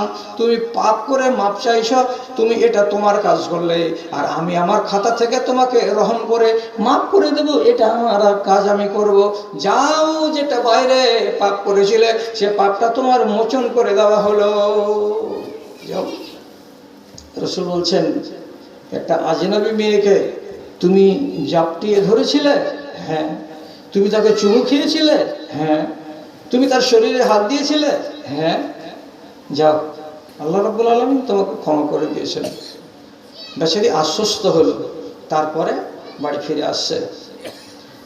তাহলে বুঝতে পারলাম এতক্ষণের আলোচনায় যে আমাদের যার যেমন দরকার আছে সে সেই রকম প্রয়োজন নিয়ে আল্লাহ তাআলার দ্বারস্থ হবে, আর হওয়ার পরে আল্লাহর কাছে চাইবে। তো চাইতে গেলে পাওয়া যাবে। এবার আপনাকে কয়েকটা কাজের কথা বলছি যেগুলো আমরা কখনো গুরুত্ব দিয়ে ভাবি না। দোয়া যে আমাদের হাতিয়ার, এ কথাটা কি আপনাদের বিশ্বাস কাউরি নাই? যদি বলেন এরকম দুয়ার উপরে আমাদের বিশ্বাস নাই, তাহলে যারা নামাজ পড়তে যাচ্ছেন মসজিদে প্রথম পা ঢুকাতে গিয়ে বলছেন আল্লাহুম্মা আফতাহ আলী আবওয়াবা রাহমাতিকা, কেন বলছেন? কেন বলছেন? পায়খানার ঘরে যাওয়ার আগে দোয়া বলছি। কি দোয়া বলছি? আল্লাহুম্মা ইন্নী আউযু বিকা মিনাল খুবুসে ওয়াল খাবায়েসে। পায়খানার ঘরে ঢোকার আগে আল্লাহর কাছে দোয়া করছি, আল্লাহ আমি তোমার কাছ থেকে অপবিত্র পুরুষ জিন এবং অপবিত্র মহিলা জিনের আক্রমণ থেকে পানা চাইছি। কেন? গান্দেগি যেখানে থাকে সেই জায়গাতে জিনেরা বাস করে, আর ওই জায়গাতে মানুষকে যখন জিকিরহীন পাওয়া যায়, মুখ চলে না মানুষের, আর কাপড় উঠা থাকে, আওরতটা খোলা থাকে, তখন ইবলিশ শয়তান সুযোগ পায় আক্রমণ করার। তার জন্য আগেই আপনি দোয়া পড়লেন যে আল্লাহুম্মা ইন্নী আউযু বিকা মিনাল খুবুসি ওয়াল খাবায়েসে। তা আপনার যদি বিশ্বাস না আছে জিনের উপরে আর জিনের আক্রমণের উপরে, তাহলে আপনি দোয়া কেন পড়লেন? আপনাকে তো দোয়া করতে হতো না। এর মানে হলো এই যে মুসলমানেরা দোয়ার উপরে বিশ্বাস রাখে আর প্রয়োজনে দোয়া করে, আর আল্লাহ রাব্বুল আলামিনের কাছে আশা রাখে যে আমি যে উদ্দেশ্যে দোয়া করলাম সেই উদ্দেশ্যটা আমার পূরণ হবে। ঠিক? তাহলে আমি একটা দোয়া আজকে আপনার সামনে নিয়ে আসছি। এই দোয়াটা আল্লাহজি উত্তর বাহির খাবের কয়টা মা আর কয়টা বাপ আপনারা যে জানেন তো বলতে পারবো না। মাঝে মাঝে যদি জানা না থাকে তো মৌলভী সাহেবের যেটা বক্তব্য আছে তার কাছে লিখে নেবেন, নিয়ে দোয়াটাকে শিখবেন। রাসূলুল্লাহ দোয়া আমাদেরকে করতে বলেছেন একটা, এটা খুব সাংঘাতিক দোয়া, আর এই দোয়াটা কিন্তু এই যুগের জন্য খুব উপকারী। তিনি কি বলছেন? আল্লাহুম্মা ইন্নী আউযু বিকা মিনাল ফাকরে ওয়াল ফাকাতে ওয়াল কিল্লাতে ওয়াজ জিল্লাতে ওয়া আউযু বিকা আন আজলামা আও উজলামা। এর মানেটা কি? হে আল্লাহ, আমি তোমার কাছে পানা চাইছি, রব আমাকে ফকির করে রাখিও না। আমি তোমার কাছে পানা চাইছি আল্লাহ, যে রাতের বেলায় না খেয়ে, কোনো খানা নাই বলে উপোস করে আমি রাতের বেলায় শুয়ে যাব, সকাল হবে এমন উপোস করে থাকতে দিও না। তারপরে কি দোয়া করছি? আল কিল্লাতে ওয়া জিল্লাতে, হে আল্লাহ তাআলা তুমি আমাকে এত কম পরিমাণে দিও না যে আমাকে লাগবে 1 কিলো চাউল এক টাইমে, আমাকে দিয়েছো তুমি হাফ কেজি চাউল, যাতে আমার পরিবারের সবারই না হয়, এরকম কম করে তুমি আমাকে দিও না। এবং আল্লাহ তোমার কাছে আমি পানা চাইছি, তুমি আমাকে লাঞ্ছিত করিও না, তুমি আমাকে জিল্লতির মুখ দেখাইও না। কোনো মানুষ যেন আমাকে চড়ে কথা না বলতে পারে, কেউ যেন আমাকে তিক দিয়ে কথা বলতে না পারে, আমি বাইরে কাউরি মুখের ভাষাতে যেন লজ্জিত না হয়ে যাই, এমন কোনো কাজ তুমি আমার দ্বারাই করাইও না। তারপরে আবার বলছি কি, আয় আল্লাহ আমি কাউরে উপরে যেন জুলুম না করি, কাউরে উপরে যেন অন্যায় না করি। কেন? যে জুলুম করতে গেলে কিয়ামতের দিন সেগুলো অন্ধকার হয়ে আমার সামনে থাকবে, আর অন্ধকারকে চিরে আমি জান্নাতে যেতে পারবো না। এই জন্য আমি যেন কাউরে উপরে জুলুম না করি, আর কেউ যেন আমার উপরে জুলুম না করে। কতটি মিষ্টি কথা আপনি বললেন, এতটি 6খানা শব্দ আমি আল্লাহ তাআলার কাছে আরাধনা করলাম যে আল্লাহ এই জিনিসটি থেকে তুমি আমাকে বাঁচাও। একগুলো দুয়ার গোড়াতে থাকবে রাব্বানা, এর মানে কি? আপনি কিছু চাইছেন। একগুলো দুয়ার গোড়াতে থাকবে আল্লাহুম্মা ইন্নী আসআলুকা, তার মানে আপনি কিছু চাইছেন। আর একগুলো দুয়ার গোড়াখানে থাকবে শব্দ কি? আউযু বিকা। যেখানেই দেখবেন আউযু বিকা, এর মানে হলো এই এই আউযু বিকা বলে যে কথাটি বলছেন, এগুলো আপনি চান না, এগুলো থেকে আপনি কি চাইছেন? আল্লাহর কাছে পানাহ চাইছেন। তাহলে আউযু বিকা দিয়ে দোয়া আছে, আর আসআলুকা দিয়ে দোয়া আছে, আর রাব্বানা আতেনা দিয়ে দোয়া আছে। তো আপনাকে যেটা এখন আমি দোয়া বললাম সেটা কোনটা? আউযু বিকা, আল্লাহ তোমার কাছে আমি পানাহ চাইছি, তোমার কাছে আমি আশ্রয় চাইছি। কি থেকে? এই 6টা জিনিস থেকে।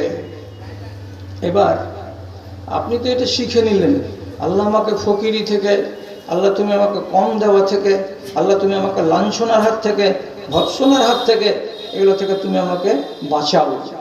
এবার আর একটা দোয়া এর সামনে লাগিয়ে দিচ্ছি, তখন আপনার দিমাগটা 1 মিনিটের জন্য আউল বাউল হয়ে যাবে।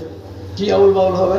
তো রাসূলুল্লাহ তিনি নিজে দোয়া করছেন, তিনি নিজে দোয়া করছেন। এটা রাসূলের দোয়া বলছে। এবার কি? আল্লাহুম্মা আহিয়ানি মিসকিনা ওয়া আমিতনি মিসকিনা ওয়া হাশুরনি ফি জুমরাতিল মাসাকিন। কি মানে? রাসূলুল্লাহ বলছেন আল্লাহকে, হে পরওয়ারদিগার, তুমি আমাকে মিসকিন করে বাঁচাও, এবং আমাকে কবরে যখন নিবে তখন মিসকিন করে কবরে নাও, এবং কিয়ামতের দিন যে দলটা আমার ডানে আর বামে থাকবে সেই দলটা যেন মিসকিনদের দল হয়, আর সেই মিসকিনদের দলের ভেতরেই যেন আমি একজন মিসকিন হয়ে দাঁড়াই। তাহলে রাসূলুল্লাহ মিসকিন হতে চাইছেন না ধনী হতে চাইছেন? রাসূল মিসকিন হয়ে বাঁচতে চাইছেন, মিসকিন হয়ে মরতে চাইছেন, আর মিসকিনদের সাথে কিয়ামতে উঠতে চাইছেন।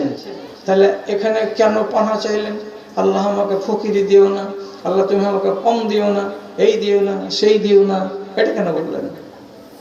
এখন ঝামেলাটা লাগবে আপনার দিমাগে, ঝামেলাটা লাগবে না। কেন লাগবে না? ফকির এক জিনিস, মিসকিন আরেক জিনিস।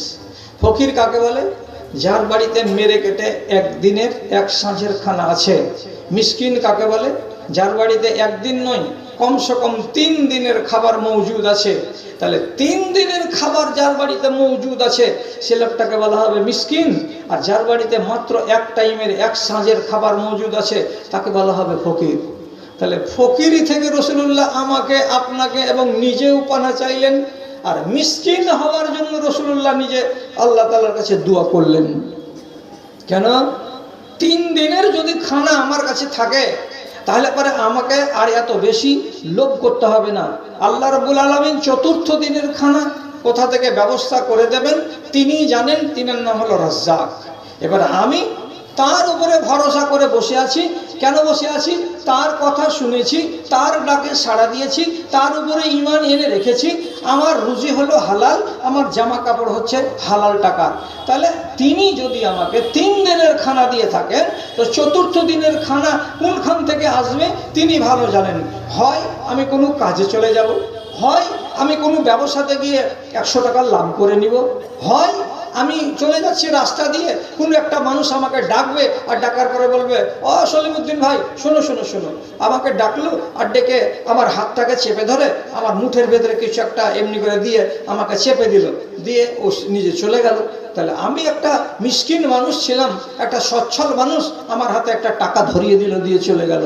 তাহলে রুজি আল্লাহ তাআলা কোনখান থেকে দিবেন তিনি ভালো জানেন। তাহলে ফকির থেকে ভালো অবস্থা কার? মিসকিনের। রাসূলুল্লাহ মিসকিন হতে চেয়েছেন কিন্তু ফকির হতে চাননি। ঠিক আছে? তাহলে এবার আপনি আমাকে জিজ্ঞেস করবেন, মাওলানা সাহেব ফকির যদি হয়ে বাঁচি তাহলে তো ক্ষতি আছে না লাভ আছে? আলহামদুলিল্লাহ, আলহামদুলিল্লাহ।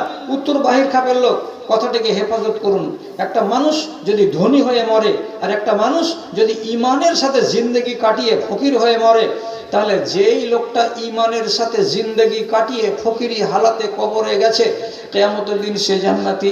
আর একটা লোক ধনী, ধনের সদ্ব্যবহার করে কিয়ামতের দিন জান্নাত পাবে, সে একজন ঈমানদার মানুষ, জান্নাতের হকদার। দুজনের ভেতরে তফাৎটা কি? একদম পানি যেমন পরিষ্কার এরকম ঝকঝকে হাদিসের ভেতরে লেখা আছে, আদখুলুনাল জান্নাতা ফুকারাউল মুসলিমিনা মিন উম্মতি কাবলাল আগনিয়ায়ে 40 সানা। আমার উম্মতিদের ভেতরে যারা কোটিপতি লোক এবং যারা নিহাত্তা গরিব দুঃখী মানুষ, নিহাত্তা গরিব দুঃখী মানুষটা যে লোকটা পিডাব্লিউর মাটিতে বাস করে, কবরে এসেছে নামাজ পড়ে আল্লাহর দিনদারি করে, তো সেই লোকটা ওই গ্রামেরই কোটিপতি লোকের চাইতে 40 বছর আগে আল্লাহর জান্নাতে পা রাখবে। আর এই ধনী লোকটা হিসাব দেওয়ার পর আল্লাহর জান্নাতে 40 বছর পরে প্রবেশ করবে। এটা ফজিলতের নয়? এটা ফজিলতের হলো না?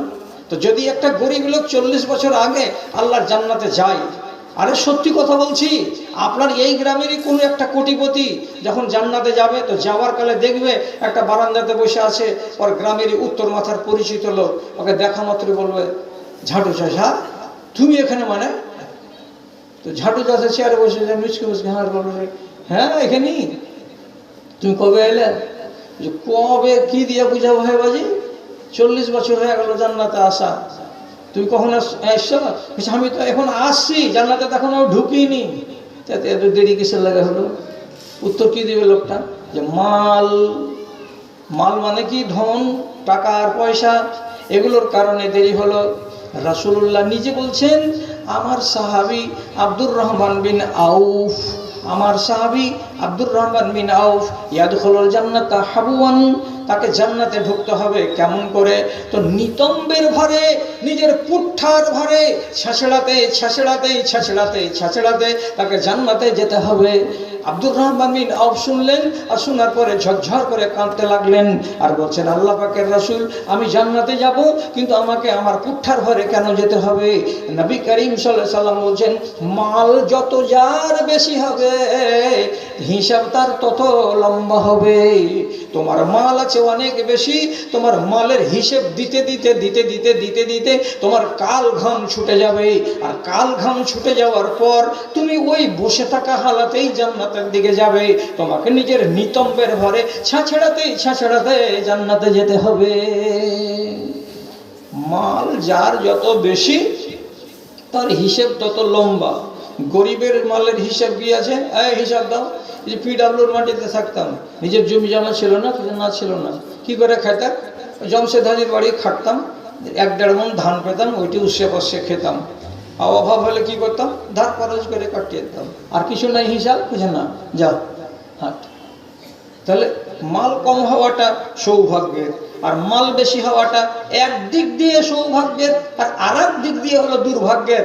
মালের যদি সদ্ব্যবহার না হয় তাহলে তো গেল রসাতলে। কত লোক নেবেন? কারুন ছিল একটা ন্যাংটা লোক।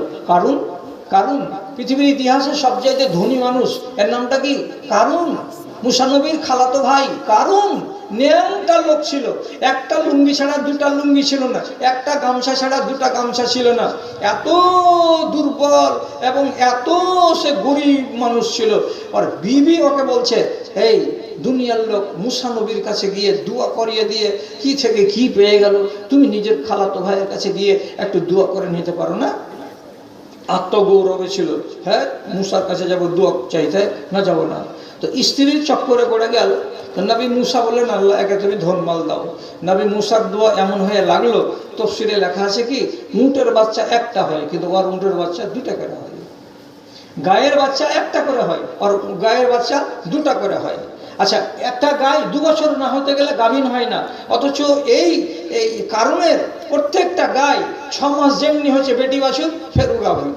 তো যেমন তেলাপিয়া মাছ 6টা যদি পুকুরে ছেড়ে দেওয়া যায়, তো 6 মাসে যেমন গোটা পুকুর ভরে যায়, ঠিক ওই রকমই কারণের মাল, ধন, টাকা পয়সা, সোনা চাঁদি, উট, ছাগল, ভেড়া, দুম্বা এত হলো। আল্লাহ রাব্বুল আলামিন কোরআন মাজিদে বলছেন, জি ভাইটা বললো কারণের মাল কত ছিল, তোমরা শুনবার তোমার কাছে জি লালাইছে, জি বলছে লালাইছে, তো শুনো আর মাল কতটি ছিল, খাতা কলম লাও। আল্লাহ তাআলা কোরআনে বলছেন, কারণের যতটি গোডাউন ছিল গোডাউনের প্রত্যেকটা তালার যে চাবিগুলো ছিল, সে লোহার চাবিগুলোকে বহে নিয়ে বেড়াবে। তার জন্য 30টা হাট্টা কাট্টা নজন বেতনভুক্ত করা ছিল। তাদের কাজ হলো শুধু চাবিকে ঘাড়ে করে নিয়ে বেড়া। ওরে আল্লাহ, 30টা লোক যদি শুধু চাবি বহে নিয়ে বেড়ায়, তাহলে তালা কতটি ছিল? তালা যদি এতটি থাকে, তাহলে গোডাউন কতটি ছিল? গোডাউন যদি এতটি থাকে, তো মাল কতটি ছিল? এবার আন্দাজ করেন তো, আপনি আন্দাজ করে শেষ করতে পারবেন না। কারণ হলো, এত বড় ধনী পৃথিবীর ইতিহাসে একদিন তাকে বলা হলো, ও হাসান এলান্না আছে কামা হাসান আল্লাহ ইলাইকা, যেমন তোমার উপরে আল্লাহ তাআলা অনুগ্রহ করেছেন, তেমনি তুমি মানুষের উপরে অনুগ্রহ করো, একটু দয়া করো গরিবদের উপরে।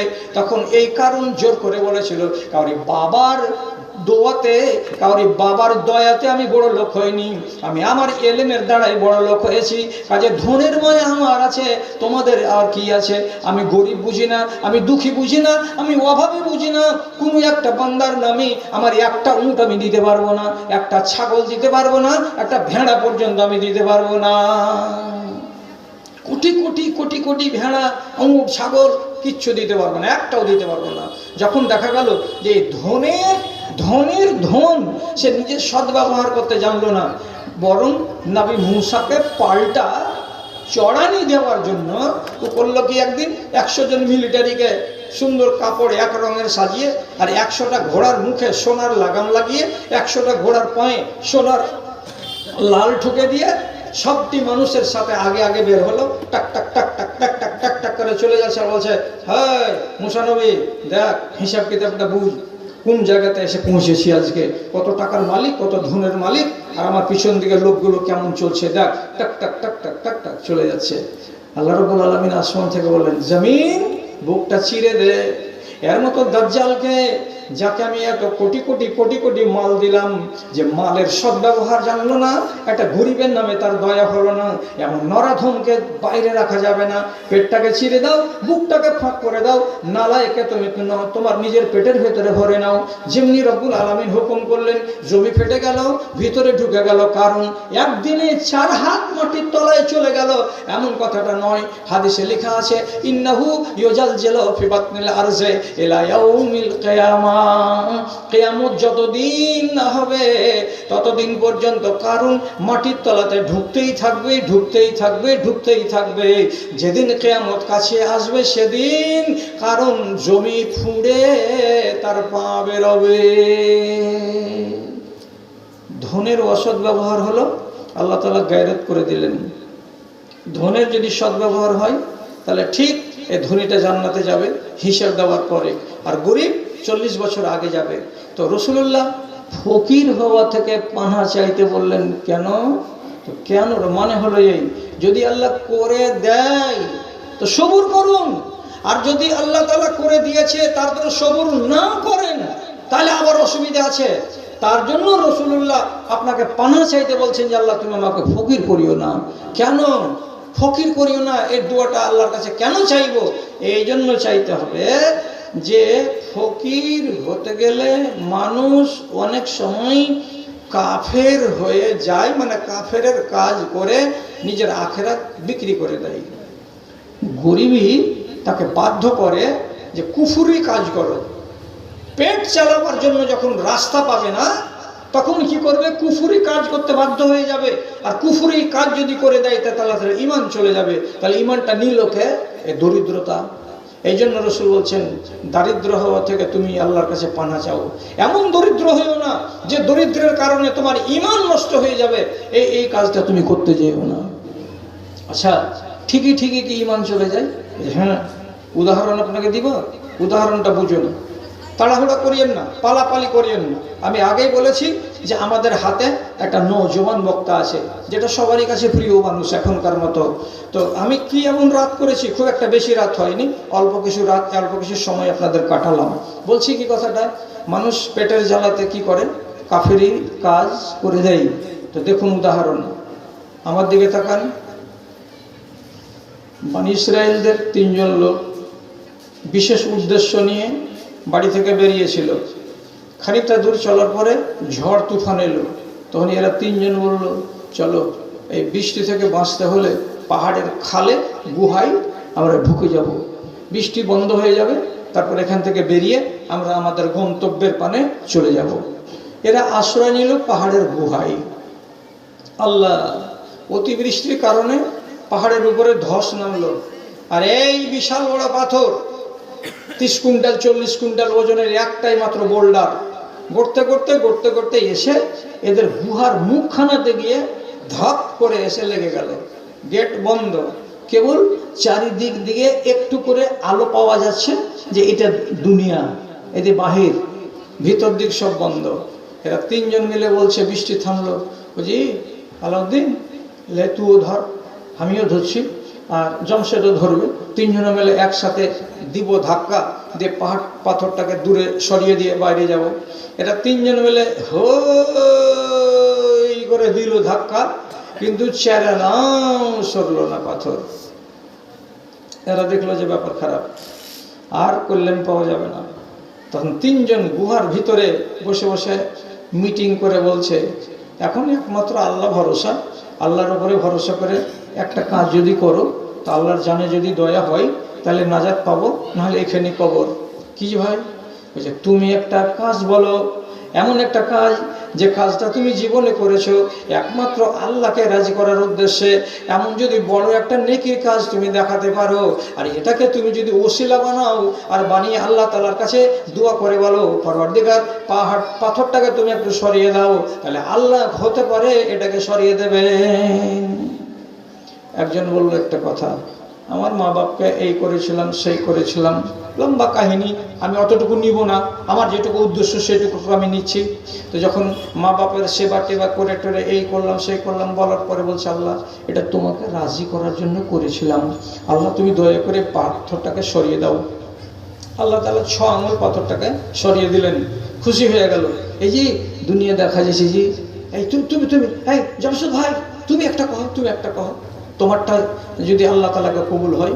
তা এই বেচারি বলছে, আমি একটা চাকর রেখেছিলাম, চাকরটাকে এতটি করে দানা দিব বলে কথা হয়েছিল, শেষের বেলায় 3 মাস কাজ করার পর চাকরের মন খারাপ হয়ে গেল, আমার মজুরিটাকে কেন্দ্র করে দিয়ে মজুরি ছেড়ে দিয়ে ও পালিয়ে গেল বাড়ি, এলো না ফিরে।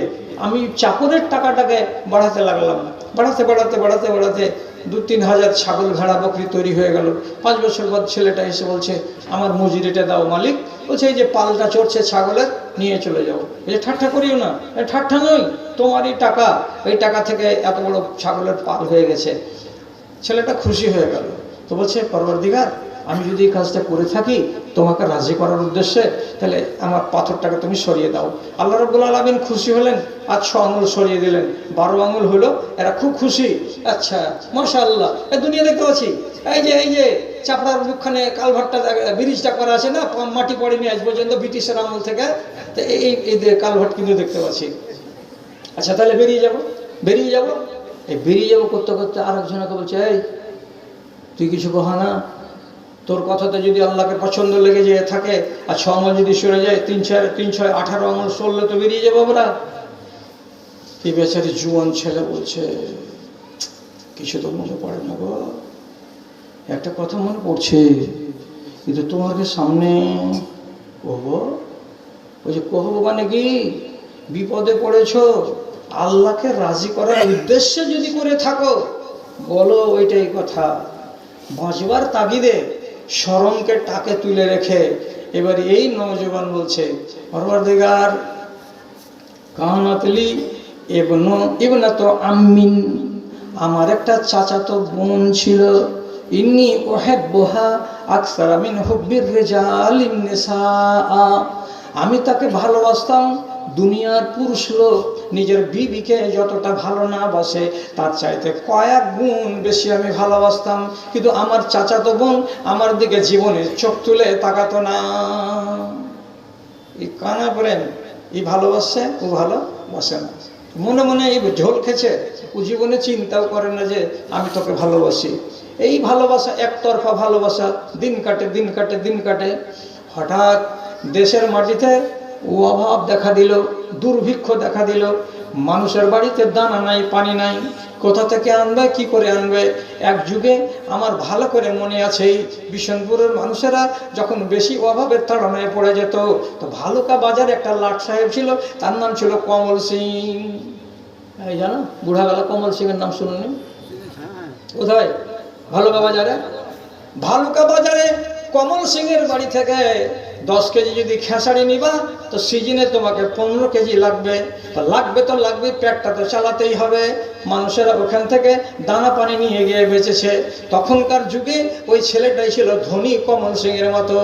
আমার চাচাতো বোন একদিন বিকেল বেলায় হাঁটতে হাঁটতে চলে এসেছে আমার বাড়িতে। আসার পরে বলছে, চাচাতো ভাই, তোমার কাছে এসেছি দুঃখের জ্বালাই। মা আর বাবা দুদিন থেকে খাইনি, আমার নিজেরও ওই অবস্থা, পেটে দানা নাই। তোমার কাছে আমরা 10 কেজি আটা চাইতে এসেছি আমি। তুমি আমাকে আটা দাও কিংবা 10 কেজি গম দাও, এটা ধার করে নিয়ে যাব, বাড়িতে খাবো, মা বাবা খাবে, সময় যখন আসবে তখন তোমাকে শোধ করে দেব ভাই। আমি বললাম, এই ছেলে বলছে, আমি চাচাতো বোনকে বললাম, 10 কেজি নয় রে, 50 কেজির বস্তা তোর বাড়ি পৌঁছে দিছি, তোকে বগলে করে নিয়ে যেতে হবে না, আমারই লোক তোর বাড়ি রেখে আসবে, তোকে শোধ দিতে হবে না রে। তুই একটা যদি শুধু কাজ করে দিস। কি কাজ করতে হবে বলো? বলছে, রব্বুল আলামিন, আমি আমার বোনটাকে প্রস্তাব দিয়েই দিলাম। কি দিয়ে দিলাম? আমি তোমাকে 3 বছর থেকে আড়ালে আড়ালে ভালোবাসি। তোমার গমনকে আমি দেখি, তোমার চলনকে আমি দেখি, তোমার বাড়ির বাইরে যাওয়াকে আমি দেখি, তোমার বাড়ি থেকে বাড়ির ভিতরে প্রবেশ করাকেও আমি দেখি। তোমাকে দেখে দেখে দিন কাটে আর রাত কাটে। একবার যদি তুমি আমার কাছে আসো, তোমার কাছে যদি তুমি একবার আমাকে যেতে দাও, এবং তোমার এই শরীরখানার, তোমার এই যৌবনটাকে যদি একবার আমাকে ভোগ করতে দাও, তাহলে সমস্ত দানা আর পানি যা দিব তোমার জন্য সব মাফ হয়ে যাবে। তোমাকে 1 পয়সা ফেরত লাগবে না। তোমার যৌবনটা দিতে হবে একবার। 7 বার ভাবলো, আল্লাহজি, ইজ্জত দিব আর দিয়ে ওর কাছে গম ধার নিব? ইজ্জত যদি না দিই, ও তো ধনী মানুষ, তো গম দিবে না। আজ এখন পাওয়া যাবে না এটা। মায়ের জাতি নারীরা সব বাজায় বা বিকায় যে বাজারে, ইজ্জত হাতে পেটের দায়ে ঘুরছে দাঁড়ে দাঁড়ে রে, ঘুরছে দাঁড়ে দাঁড়ে। লোকে টাকার লোভ দেখিয়ে করছে না জেহাল। এসো যুবক, এসো সেবক, এসো মায়ের লাল রে, এসো মায়ের লাল। মেয়ে ছেলে মানুষ 7-5 ভাবার পর বলছে, ইজ্জত না দিলে পেটের ভাত হবে না। কথা দিয়ে দিল, আজ রাত 8টার সময় অমুকের বাগানে তোমার সাথে দেখা হবে। চলে গেল নির্জনে। তা আমি আমার মুখের ভাষা বলছি না, ঘাটিস না, ঘাটিস না, খুব ভালো চলছে তোর মাইকটাকে, ঘাটিস না। তো হ্যাঁ, তো ওকে হাদিসের ভাষাতে বলছি, ওকে নিয়ে গেল বাগানে, নির্জন জায়গাতে। তারপরে এ ছেলে ওই মহিলাকে মাটির উপরে শুইয়ে দিল। হাদিসের শব্দ কি লেখা আছে? আরাদা আর ইয়াজহাদা বাইনা শুবেহা। তারপরে সে যখন ইচ্ছা করলো, চেষ্টা করলো যে তার সঙ্গে শারীরিক সম্পর্কটাকে কায়েম করতে যাবে, এর মানে ইশারাতে বলছি সেটা প্র্যাকটিক্যালটা করতে যাবে। এমন সময় জমিনে পড়ে পড়ে আসমানের দিকে মুখ করে যে শুয়ে আছে মহিলা, একবার শেষবারের মতো ছেলেটাকে বলছে, ইত্তাকিল্লাহ ওয়ালা তাফুজিল খাতেমা। ও আমার চাচাতো ভাই, আল্লাহকে বলে ভয় করো এবং আমার সিলমোহরটাকে খুলে দিও না। সিলমোহরটা খুলে দেবো না মানে হলো, আমি একটা কুমারী মেয়ে ছেলে, আমার স্বামীর এটা হলো হক। সে নিজের ইজ্জতটা, আমার ইজ্জতটাকে সে ব্যবহার করবে, এটা সিল খোলা তার জন্য জায়েজ আছে। কিন্তু আমার স্বামীকে বাদ দিয়ে দুনিয়ার কোনো মানুষ যদি এটাকে খুলতে যায়, তাহলে এটা বড্ড খেয়ানত করা হবে। আমি পেটের দায়ে রাজি হয়েছি, তাই তোমাকে শেষবারের বার একবার বলছি, আল্লাহকে বলে ভয় করো এবং আমার সিল খুলতে যেও না। এর মানে আমার শরীরটাকে তুমি ভোগ করতে যেও না। যখন কাজের সময়ে চরম মুহূর্তে আমার চাচাতো বোন আমাকে বলছে, ইত্তাকিল্লাহ, আল্লাহকে বলে ভয় করো, ভিতরটাতে বড্ড ধাক্কা লাগলো রে মালিক, যে আমাকে আল্লাহকে ভয় করতে বলছে।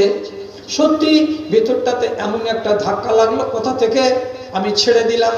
আমি আমার চাচাতো বোনকে বললাম, উঠে যাও, খাড়ো হয়ে যাও, কাপড়টাকে ঠিক করে নাও, সোজা করে নাও। আর নেওয়ার পরে আমি তাকে বললাম, যেভাবে এসেছিলে বাড়ি সেভাবে চলে যাও, আমি তোমাকে টাচ করবো না, আমি তোমাকে শুয়েও দেখবো না, আমি তোমার সরঞ্জামকে ব্যবহারও করব না, এবং যেটি তোমাকে আনাজ দিয়েছিলাম, দানা দিয়েছিলাম, সেটি ফেরতও আমি নেব না। আমি যা করেছি করেই দিয়েছি, তোমাকে বিনা ব্যবহার করাতে আল্লাহকে ভয় করি বলে আমি ছেড়ে দিলাম। দিয়ে বলছে, আল্লাহ, এই কাজটা যদি তোমাকে রাজি করার উদ্দেশ্যে করে থাকি, তো তুমি পাথরটাকে সরিয়ে দাও। আল্লাহ রাব্বুল আলামিন বলছেন, বাজিরে, তোর মতন ছেলে পৃথিবীতে কয়টা পাওয়া যাবে রে? এত বড় সুযোগকে হাতছাড়া করছে। প্র্যাকটিক্যাল করার আগে ওকে বলছে যে তুমি আল্লাহকে ভয় করো। এমন আল্লাহকে ভয় করলি যে একটা শিকারকে হাতের নাগালে পাওয়ার পরে তুই ছেড়ে দিলি, তাকে ব্যবহার করলি না। সত্যি ধন্য তুই নওজোয়ান ছেলে, তোর আমলে আমি সন্তুষ্ট হয়ে গেছি। কথাটা আল্লাহ রাব্বুল আলামিনকে কবুল হয়ে গেল। আল্লাহ তাআলা সঙ্গে সঙ্গে আর 6 আঙুল পাথরটাকে সরিয়ে দিলেন। এরা 3 জন গুহার ভেতর থেকে বেরিয়ে চলে এলো। আমি পুরো হাদিসটাকে আপনার যেন তৃষ্ণা না থেকে যাই, তার জন্য শর্টের উপরে বলে দিলাম আমার উদ্দেশ্য কোনখানি। উদ্দেশ্য এইখানি যে এই মহিলা নিজের ইজ্জতকে বিক্রি করার জন্য নির্জন বাগানে কেন গেছিল? গেছিল শুধু পেটের দায়ে। গরিব তাই না, ফকির তাই না? এই জন্য উলামায়ে দ্বীন কি বলেছেন, আল ফাকর ইউআদ্দি ইলাল কুফরে। মানুষ যদি বেশি ফকির হয়ে যায়, মানুষ যদি বেশি দরিদ্র হয়ে যায়, তাহলে বাধ্য হয়ে যায় কি করতে? কুফরি কাজ করতে। যখন বাড়িতে খাবার থাকবে না, বাড়িওয়ালি যখন ঠোকর মারবে, কি খাবো, খাওয়াবি রে মিনসা, চুপচাপ হাত বুকে করে বসে আছিস, আমরা যে দানা পানি খাইনি। তখন স্বামী কি করবে? রাতের বেলা একটা প্লাস হাতে করে আর একটা মারতুল হাতে করে নিয়ে হাঁটতে হাঁটতে চলে যাবে কোথায়? ওই যে বালুপুরের বাজারে, ওখানে একটা এটিএম এর বাক্স আছে, এসে এটিএম এর বাক্সকে ভাঙবো আর টাকাটিকে বের করবো, আর করার পরে 3 মাস জিগির জিগির করে খাবো। হারামের পথে গেল না? পেট যখন ওকে বাধ্য করবে, তখন বাহির খাবে, মোড়লের বাড়ি চলে যাবে, বাহির দরজা দিয়ে সিঁধ মেরে দিয়ে ভিতরে ঢুকে গিয়ে যা কিছু পাবে নিয়ে চলে আসবে। এটা কুফরি কাজ হলো না? হ্যাঁ, এখনকার জমানাতে আল্লাহ মাফ দিও, আল্লাহ মাফ দিও। 100টা বেটি ছেলে ফকিরনির ভিতরে, প্রত্যেক 100টার ভেতরে 20টা করে ফকিরনি হলো। ইজ্জতকে পেটের দায়ে বিক্রি করা, লাচার হয়ে কাজ করছে। তাহলে রাসূলুল্লাহ কেন বলেছিলেন যে এই দোয়াটা তোমরা করিও মাঝে মাঝে মাঝে মাঝে? আল্লাহুম্মা ইন্না আউযু বিকা মিনাল ফাকরি ওয়াল ফাকাতি ওয়াল কিল্লাতি ওয়াজ জিল্লাতি ওয়া আউযু বিকা আন আযলিমা আও উযলামা। শিখো, যদি কাউরি দ্বারাই হয়। ফের কিছু লোক বলবে, মুল সাহেব গায়ে ফকির কয়টা আছে জি? কেউ তো ফকির নাই, তো আর দোয়া কি করতে করবে জি? তো বাস্তব কথা, এখন কি বাহির খেপের গ্রামে ফকির আছে? কি জানি, আমি জানি না। বিশনপুর গ্রামে আমি ভরসা দিয়ে বলতে পারি ফকির নেই। কেন নাই?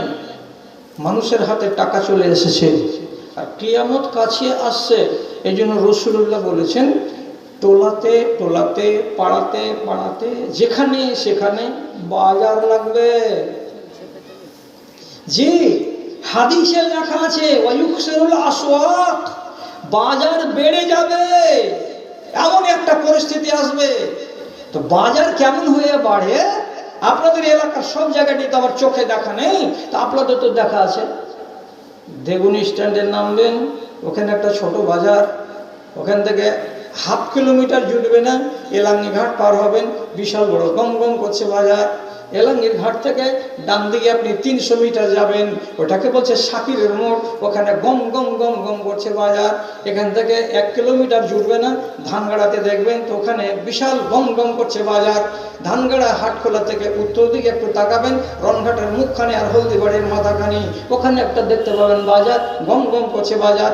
ধানগাড়া থেকে পরানপুরের মাথাতে 1 কিলোমিটার জুটবে না রে দাদা মেরে কেটে, ওখানে দেখবেন গম গম করছে বাজার। কিসের আলামত? কিয়ামতের আলামত। বেশি না চিনলে এটুকু তো চিনি। আমি তো এদেশেরই মানুষ। 20 বছর আগে হরিণকুল ঘাটে যখন ব্রিজটা ছিল না, তখন চামাচিকাতে পেশাব করতে আসতো না, ঠিক না? যে দেখেন তো হরিণকুলে যারা মরে গেছে 30 বছর আগে, ওকে 1 ঘন্টার জন্য কবর থেকে উঠিয়ে নিয়ে এসে হরিণকুলের বাজারে যদি ছেড়ে দেওয়া যায়, খালি টাউরে লাগা মুরগির মতন দেখবে আর কি, এটা মালদাটা মানে কোন এলাকা যে, হ্যাঁ এরকম করে খালি দেখবে ঘুরে ঘুরে, জানলা এইটা কি হরিণকুল বলে? এটা কিসের আলামত? কিয়ামতের আলামত। কিয়ামত যখন কাছে আসবে তখন বাজার বেড়ে যাবে, আর সবচাইতে বড় আলামত হলো এই মানুষের অভাব ঘুষে যাবে, অভাব ঘুষে যাবে। এখন বাহির খাবার পশ্চিম মাঠে যদি খালি 1 বিঘা জমি বিক্রি হয়, আর এই মালিক যদি খালি কয়ে দেয় যে এই জমিটা থাক ছাড়া হয়ে আছে, আমি থুবো না, বিক্রি করে দিব, সকালবেলা একটা লোক আছে যে বিশেষ কী করে দাম রেখেছ 11 লাখ, বুঝছে কমসম করো, বিকালে আসছি, এই বিকালের ডেট নিয়ে গেল, জোহর তার একজন এসে বলছে তুমি বলে জমিটা বেচছো বলে, কী করে দাম রেখেছো? 11 লাখ। পকেট থাকা টাকা বাহির করে দোয়াইনা দিয়ে চলে যাবে। টাকার অভাব নেই মানুষের কাছে। আপনি 1 বিঘা জমি খালি বিক্রি করতে খাড়া হন, খালি কিল কিল কিল কিল করে বেড়েছিল জমি কেনার লাগা। জমি বিক্রি হয় না বর্তমান জমানায়। আর যেই জমিগুলো 6 লাখ টাকা, 5 লাখ টাকা, 4 লাখ টাকা করে বিক্রি হতো না, সেই জমিগুলো এখনকার জমানায় 10 লাখ টাকা নিচে কোনো কথাই হয় না, তবুও পড়ে থাকছে। লুটের মাল যেমন লুটে নেই মানুষ, তেমনি করে রাতারাত টাকা দিয়ে মানুষ কিনে নিচ্ছে। তাহলে টাকা বেড়েছে কত মানুষের কাছে? টাকা যদি না বাড়লো তাহলে কিনতে পারছে কি করে? এই জন্য বলছি দেশে দরিদ্র আর নাই, গরিব আর নাই। এটাও আলামত কিয়ামতের। কেন আলামত কিয়ামতের? একটা দিন চলে আসছে, আপনি 500 টাকা জাকাতের নিয়ে বেড়াবেন আর মনে মনে বলবেন উত্তর মাথার গুদরের বহু টাকা দিব, 500 টাকা দিয়ে দিই, গরিব মানুষ আছে। আর সামনে যায় যদি বলেন গায়ে সোহাগীর মা এই টাকাটা লে, ধর ধর টাকা, কাজ টাজ করবি চললে ধর, এসছে কাল আসলে লিখুন, আজকে নিবে না। বলছি বোম্বাই থেকে আমার মানুষটা টাকা পাঠিয়ে দিছে 11,000 টাকা, টাকা বেরবো। পরিস্থিতিটা এমন দাঁড়াবে যে যেটাকে গরিব মনে করে আপনি টাকা দিতে যাবেন, ওই মানুষ টাকা আপনার কাছ থেকে নিবে না। পরিস্থিতি আর বেশি দিন দেরি নেই, এত টাকা বাড়লো মানুষের কাছে। আর রাগঝাল করিস না হে দাদো, রাগঝাল করিস আমার ভাই, আমার দাদো, আমার বাপের আপন ভাই, চাচা, আপনাকে আমি অনুরোধ করে বলছি, যা বলছি আমি হাদিসের কথা বলছি। রাসূলুল্লাহ বলছেন কি, সাআদাতুদ দুনিয়া লোকাউগুন লোকা। একটা সময় আসবে সেই যুগে মানুষ নিজেকে ভাগ্যবান বলবে। কোনটা লোক নিজেকে ভাগ্যবান বলবে? তো নবীজি বলছেন লোকাউগুন লোকা, বোকার বেটা বোকা। লোকাউগুন লোকা মানে বোকার বেটা বোকা, বোকার বেটা বোকা নিজেকে বড় ভাগ্যবান বলে দাবি করবে।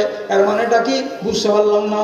যার বাপ বিড়ি ধার করে নিয়ে কাউরে খাওয়া বিড়িকে খেত, এত গরিব ছিল, এত অভাবী ছিল, তারই বেটা না বাপ মরে যাওয়ার পরে কোথায় যে গুজরাটে গেল, আর কোথায় যে বোম্বাইয়ে গেল, আর কোন শহরে যে গেল, কোন পাইলিংয়ের যে কাজ করলো রে আল্লাহ, এত টাকা পেলো, এত টাকা পেলো, এত টাকা পেলো। 3 তলা বাড়ি কষে দিল 2 বছরের মধ্যেই, আর বাড়ির ভেতরে ঝর্ণা লাগানো আছে।